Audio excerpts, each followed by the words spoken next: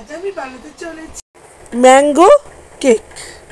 প্রথমে আমের রসটা ভালো করে চটকে চটকে বার করে নেব, কারণ হাতের হলে তাহলে ভালোভাবে চটকে বার করা যাবে।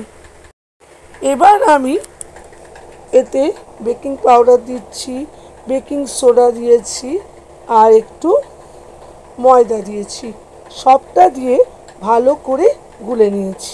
এবার একটা বাটিতে ভালো করে আমি অয়েল ব্রাশ করে নিচ্ছি।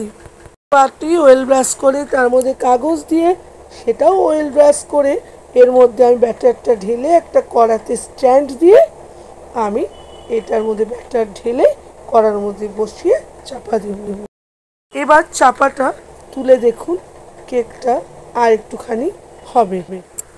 এবার কেকটা কি সুন্দর ফুলে উঠেছে দারুণভাবে, যেহেতু বেকিং পাউডার আর বেকিং সোডা দেওয়া হয়েছে। একটা টুথপিক দিয়ে আমরা দেখে নেব হয়ে গেছে। ব্যাস, এবার আমি এটাকে বার করে নিচ্ছি। এর মধ্যে ছোট ছোট আমের টুকরোগুলো উপর থেকে দিয়ে দিচ্ছি, যাতে এক একটা বাইট খাওয়ার সময় দারুণ লাগে। আপনারা ট্রাই করবেন, অসাধারণ লাগবে। এটা আমি পুরোপুরি কমপ্লিট করে ফেলছি। সাজানোটা হয়ে গেলে এতে আমি কিছুটা হানি নিয়ে উপর থেকে ছড়িয়ে দেব।